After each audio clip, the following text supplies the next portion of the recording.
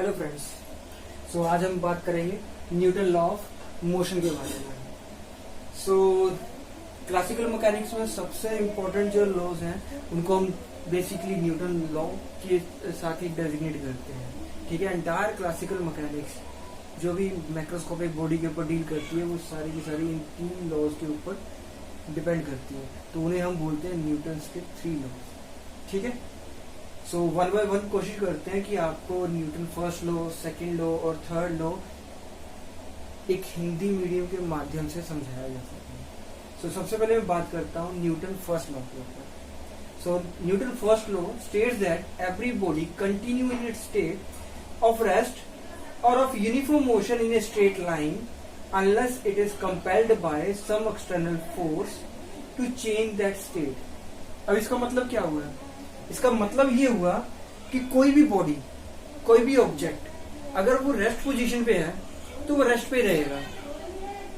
अगर वो uniform motion में मूव कर रहा है तो वो यूनिफॉर्म मोशन में ही रहेगा अनलेस अनटिल हम उसके ऊपर कोई एक्सटर्नल फोर्स इम्प्लीमेंट ना करें। तो ये हमारा फर्स्ट न्यूटन का फर्स्ट सिद्धांत है। उसको समझाने के लिए मैंने एक छोटी सी डायग्राम बनाई हुई है। अगर आप यहाँ देखोगे तो हमारे पास एक ऑब्जेक्ट है एक्स 0 पोजीशन पे, हम इनिशियल पोजीशन बोल देते हैं उसको। ठीक है, और अब ये इनिशियल पोजीशन के ऊपर ये तब तक रहेगा जब तक इसके ऊपर कोई फोर्स नहीं लगता।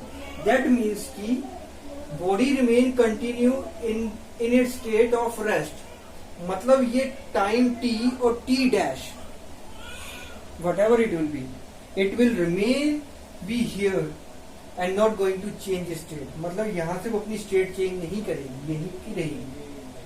अब सेकेंड एग्जांपल में हम करते हैं कि यहाँ पे कोई ऑब्जेक्ट के ऊपर कोई फोर्स इंप्लीमेंट करते हैं, तब क्या होगा? आपका ये ऑब्जेक्ट यहाँ से डिस्प्लेस करके किसी फाइनल पोजीशन पे चला जाएगा। ये तब गया जब इसके ऊपर कोई एक्सटर्नल फोर्स लगे। सो ये सिंपल स्टोरी है आपकी न्यूटन फर्स्ट लॉ के ऊपर। उम्मीद करता हूं समझ आ गया हो। नहीं समझ आया तो रिवाइज कर देता हूं कि कोई भी बॉडी अगर रेस्ट पोजीशन पे है तो वो रेस्ट पे रहेगी, यूनिफॉर्म मोशन में है तो वो यूनिफॉर्म मोशन में ही रहेगी। डन। अब बात करते हैं सेकंड लॉ की। और फर्स्ट लॉ और सेकंड लॉ में डिफरेंस क्या है? पहले बात करते हैं second law. Newton second law states that the rate of change of momentum of a body is directly proportional to the external force applied। मैंने ये वर्ड स्किप कर दिया, आपकी सहूलियत के लिए मैंने लिखा हुआ था with respect to time। अगर हम इसको ना भी लिखें, अगर इतना ही रह जाए rate of change of momentum of a body, वो भी सही है। ठीक है, तो इसको मीनिंग क्या है? Rate of change of momentum with respect to time means dp upon dt। dp upon dt is equal to force. अब इसका मीनिंग क्या है और डिफरेंस क्या है फर्स्ट लॉ और सेकंड लॉ में? डिफरेंस ये है कि फर्स्ट लॉ हमें ये तो बता देगा कि when we are going to apply a force on any object it get displaced. Displaced हुआ तो उसमें कोई ना कोई मोमेंटम आएगा, कोई ना कोई मोमेंटम आएगा। Initial velocity final velocity change होगी तो मोमेंटम होगा। लेकिन फर्स्ट लॉ ये नहीं बता पाएगा कि वो मोमेंटम कितना चेंज हुआ, कितना मोमेंटम चेंज हो रहा है, ये नहीं बता पाएगा। तो सेकंड लॉ वो चीज बताता है। समझने के लिए एक एग्जांपल ले लो। एक फुटबॉल है, प्लेयर ने किक किया, फुटबॉल जो है इनिशियल पोजीशन पे इनिशियल पोजीशन पे उसकी वेलोसिटी u है। अब किक करने के बाद फाइनल पोजीशन पे चला गया, फाइनल पोजीशन में वेलोसिटी v है। अगर देखा जाए तो वहां पे मोमेंटम कौन से बना? 2 तरह के मोमेंटम बने। एक मोमेंटम बना इनिशियल मोमेंटम, जिसको बना m into you, mass of the body and initial velocity. Second momentum बना m into v, mass of the body and final velocity. कितना चेंज हुआ? Final momentum minus initial momentum. मैं लिख भी देता हूं, final momentum minus initial momentum.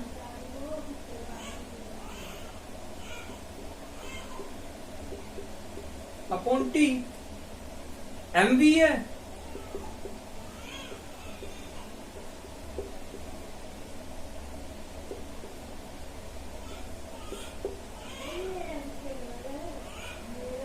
वो मैंने डायरेक्टली m कॉमन ले लिया ब्रैकेट से, क्यों? फॉर्मूला मास मोमेंटम क्या होता है? Mass into velocity. So mass, football का मास तो सेम रहेगा, ऐसा तो नहीं है कि किक लगने के बाद मास चेंज हो जाएगा, तो मास तो कांस्टेंट है। सो मैंने मास को कॉमन ले लिया, final velocity minus initial velocity upon time. ठीक है, ये तो आ गया रे।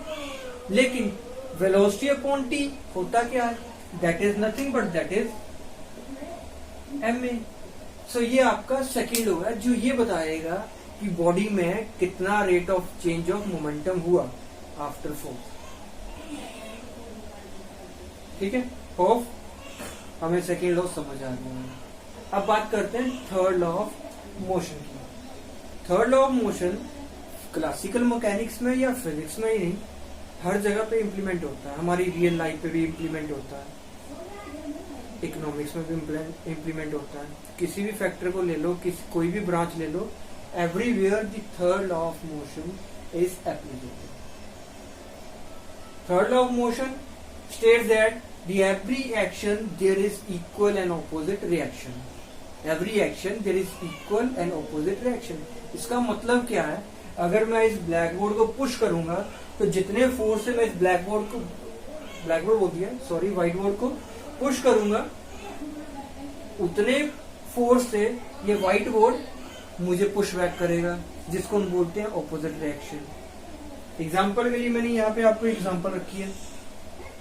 कोई टेबल है जिसको मैंने डिफाइन कर दिया बॉडी बी से, हमारे पास कोई मैसी बॉडी है जिसको डिफाइन किया ए से।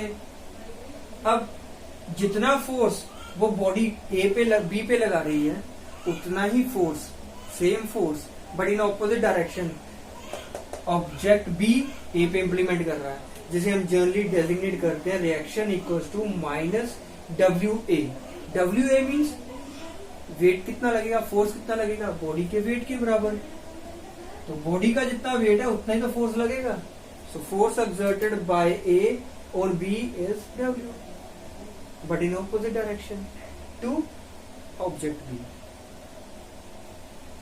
ठीक है, तो ये हमारे तीनों लॉज ऑफ मोशन है, जिनको कोशिश किया मैंने आपको हिंदी में समझा सके। अगर समझ आ गया हो, अच्छा लगा हो वीडियो, तो एक लाइक तो बनता है। Thank you very much. Have a nice day.